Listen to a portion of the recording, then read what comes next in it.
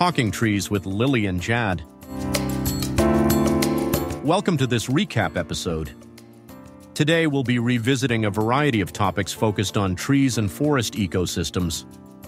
We'll explore the mycorrhizal network, dive into arborist techniques like anchor point selection and tree stabilization, and discuss tree protection planning during construction projects.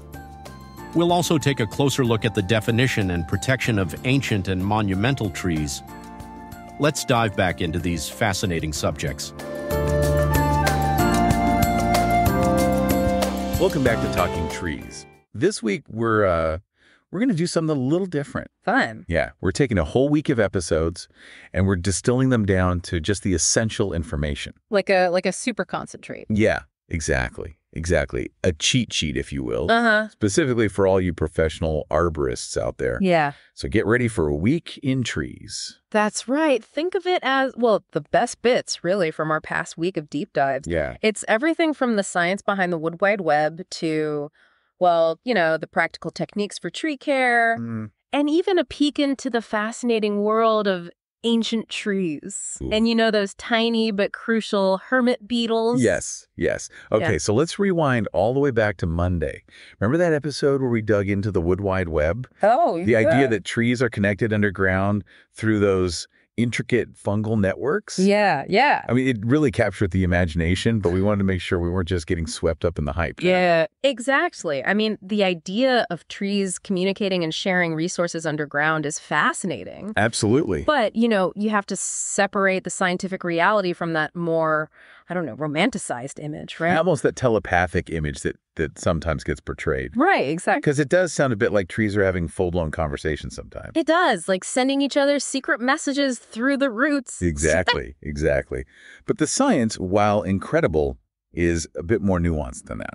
Yeah, think of it more like a complex chemical signaling system. Okay. I mean, trees can exchange nutrients, yeah, but they can also send out warning signals, maybe about pests or drought stress. Right. Even support seedlings, by sharing resources. It's more about basic survival strategies than, sharing gossip. Right. But it's still a remarkable example of interdependence in nature. I mean, it is pretty cool. It is.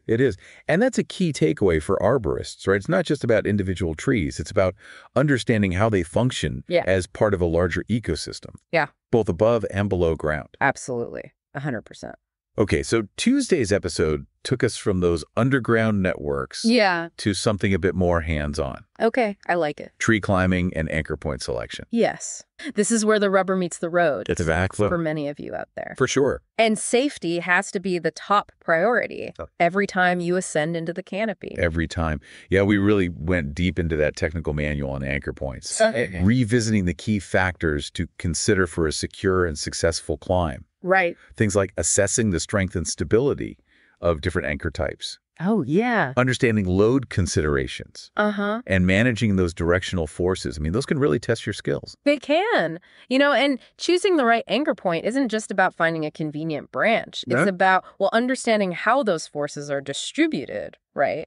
How your weight and movement will impact the tree. Oh, for sure. And how to use your equipment effectively, to redirect those forces and ensure a safe descent. It was a good reminder that even experienced climbers can benefit from revisiting the fundamentals. Absolutely. And making sure those safety protocols are just ingrained in every climb. Totally. Ingrained. I like that word. Okay, speaking of technical skills, Wednesday's episode took us even deeper into the world of tree support systems. We focused on cabling and bracing. Those techniques are essential for providing stability to trees. Right. That might be structurally compromised. Exactly. And there's a real art to choosing the right approach. I agree. For each situation. It is an art form for sure. We talked about static cabling, which is often used to support weak branches or unions. Right. Essentially, it's giving them an extra layer of support to prevent breakage. Yeah. But we also explored the pros and cons of different anchoring systems. From the more traditional, lag hooks and eye bolts to newer innovations. That aim to minimize damage to the Exactly. Because let's face it, anytime you're installing hardware into a tree, you're creating a wound.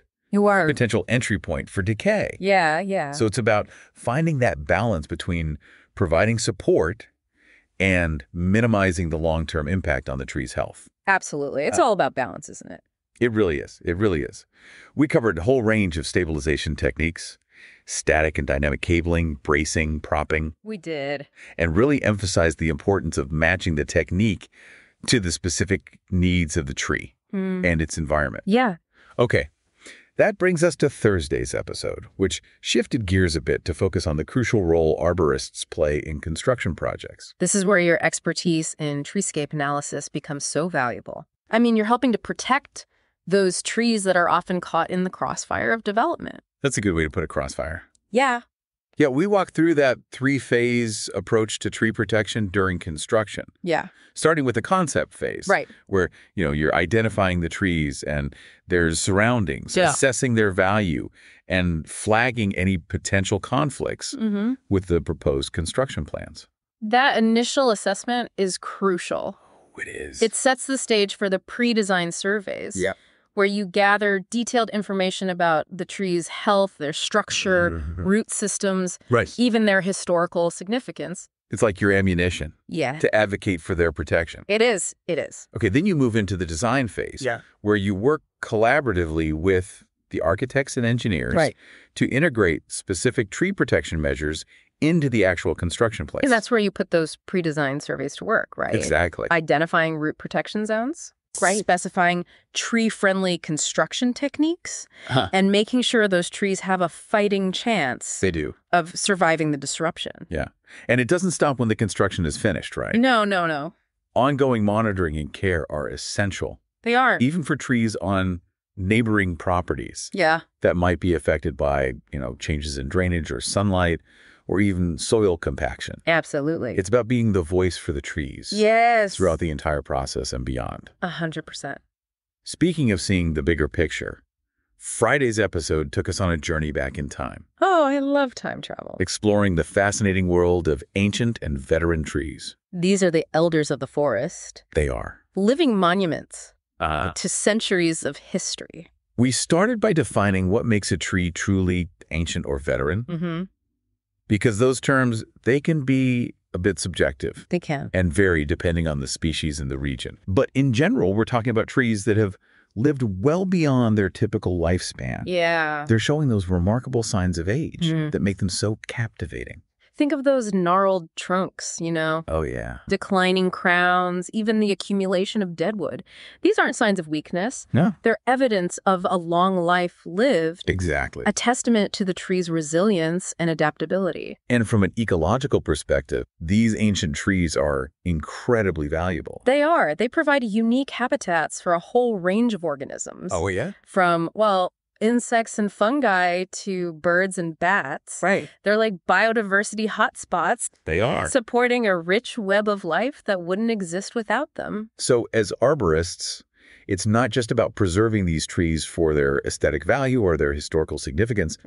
It's about recognizing their ecological importance. Yes. And ensuring their protection for generations to come. Right, because without those veteran trees, we lose a critical piece of the forest ecosystem. We do. And the consequences ripple outwards, impacting everything, from soil health to biodiversity.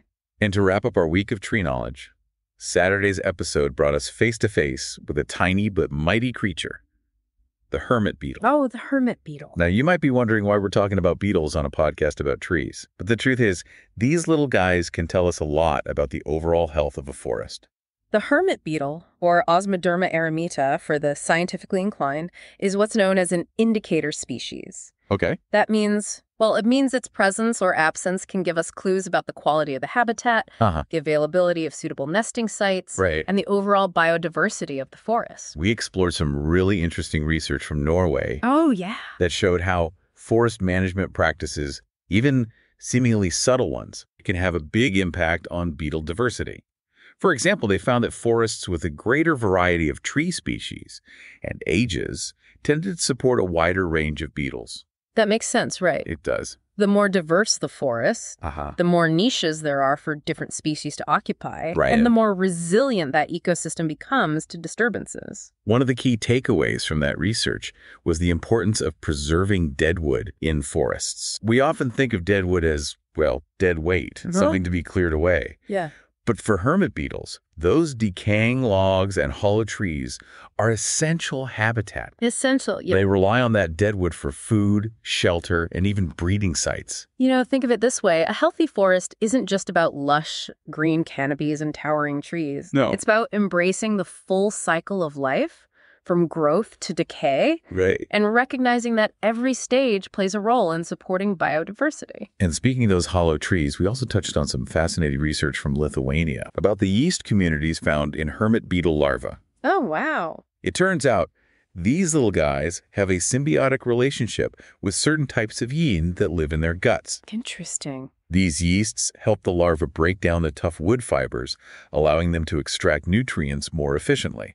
It's a remarkable example of how even microscopic organisms can play a crucial role in the larger ecosystem. It really makes you realize how much is going on beneath the surface, both literally and figuratively, Yeah. when it comes to trees and the web of life they support. It's enough to make you want to grab a magnifying glass and head out into the woods for a closer look. Absolutely. But for now, let's take a breather and reflect on what we've learned from this whirlwind tour through a week of talking trees.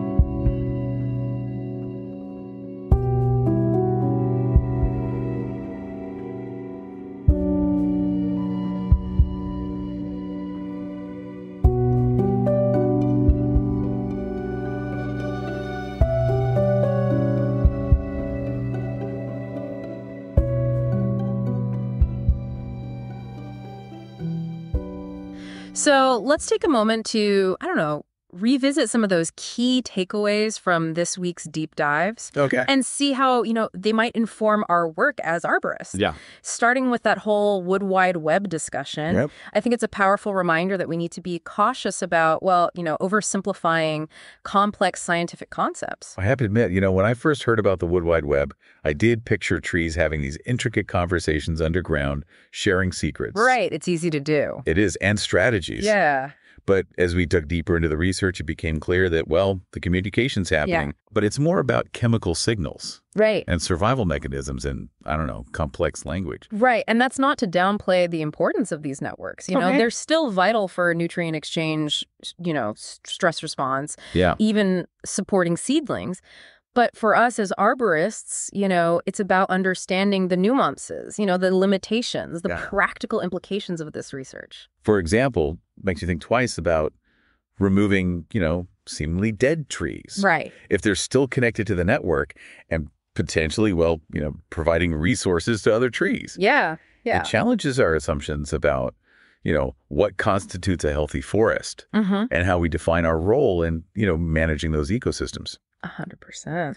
Speaking of challenging assumptions, that episode on tree climbing and anchor point selection was a great reminder that even the most experienced climbers can benefit from, revisiting the fundamentals. Absolutely. And honing those safety protocols. Because when you're up in the canopy, there's no room for error. There's not. Choosing the wrong anchor point, Right. misjudging the load distribution, or not using your equipment correctly can have, serious consequences. For sure. It's not just about knowing the techniques, right? It's about, understanding the principles behind them. Yeah. Being able to assess each tree individually Uh-huh.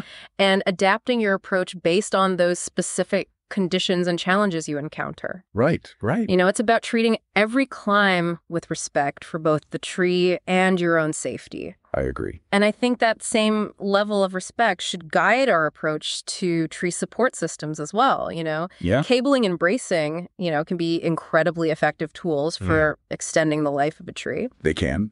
But it's important to remember that, we're essentially intervening We are. in a natural process. We're imposing our will on the tree, trying to, control its growth and movement in a way that we deem beneficial.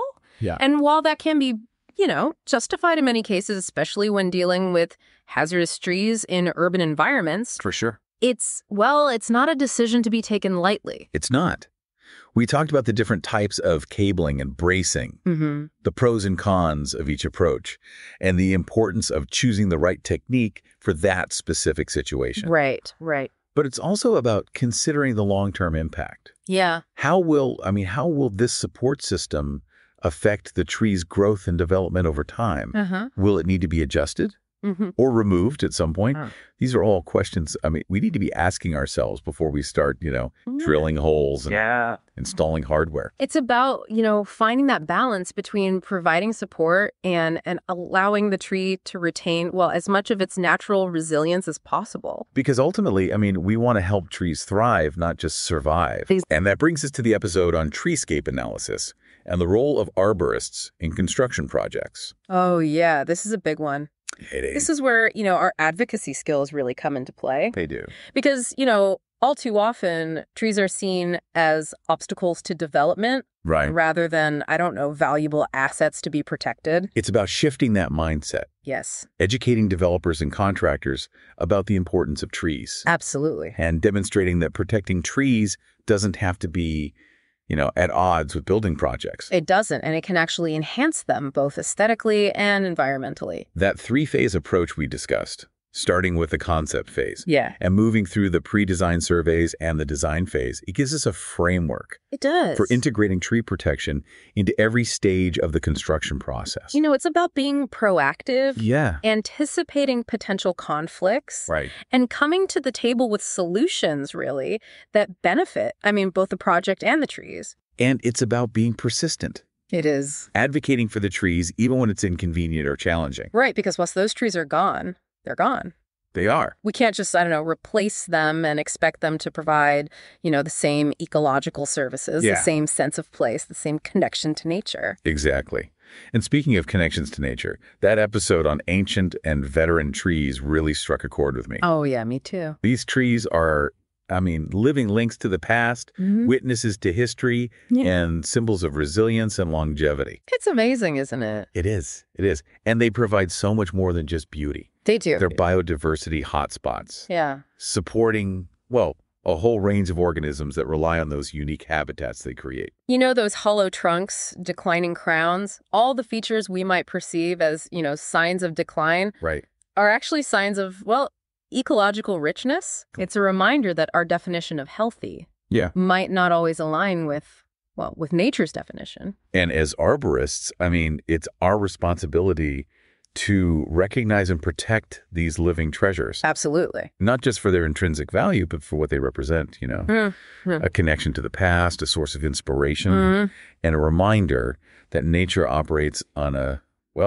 time scale far grander than our own. And just when we thought we were zooming out to the biggest picture possible, we ended the week by delving into, world of the hermit beetle. Oh, yeah. It's amazing how, such a small creature can tell us so much about the health of an entire forest. It is. It's like a tiny ambassador. It is. For the importance of biodiversity and the interconnectedness of, all living things. That resweep from Norway showing how even subtle changes in forest management can impact beetle populations really, highlighted the cascading effects of our actions. And that research from Lithuania on the yeast communities in hermit beetle larvae. Yeah. Who knew these little guys had such, complex relationships with microscopic organisms. All right. And as arborists, the more we learn about these connections, the better equipped we'll be to make decisions that support the health and resilience of these ecosystems. Speaking of learning and equipping ourselves, do you remember that big question we posed during Friday's episode, about those ancient trees? Yeah, we were talking about those majestic ancient and veteran trees. And, how important it is to protect them. Right. But then it hit us. What about the trees that we're planting and caring for today? Oh, yeah. What can we do now to make sure they have a chance to, become the ancient trees of the future? Yeah, that's a question that every arborist should be asking. I think so too. We're not just managing trees for the present. We're shaping the forests of tomorrow. We are. It's like we're planting these living time capsules. Yeah. These, testaments to our understanding of trees and our commitment to their future. It's a legacy. It is. Yeah. Imagine those trees centuries from now, still standing tall, having weathered storms and witnessed the changing world around them. It's humbling, isn't it? It really is. And it underscores the importance of our work. It does. Every tree we plant, every pruning cut we make, every decision we make about, tree care and management, it's contributing to that legacy. It is. So as you head back out into the field this week, we encourage you to, take a moment Yeah. to reflect on that. Yeah. Look at those trees with fresh eyes. Mm-hmm. See them not just as individual organisms, but as part of a vast and interconnected web of life that stretches across time. Thanks for joining us for this deep dive into the world of trees. Yeah, thanks for listening, everybody. And remember, keep listening to Talking Trees for more fascinating explorations of the arboreal world. Yes. Until next time, keep those branches high and your knowledge growing. Thank you for tuning in to this recap episode. If you enjoyed these topics, don't forget to subscribe so you never miss an update. Your support is incredibly valuable to us, so if you'd like to help us continue producing this content, consider supporting us on herohero.co/talkingtrees. Every bit of support helps us bring more exciting and informative discussions your way. Until next time, keep exploring the world of trees and nature with us.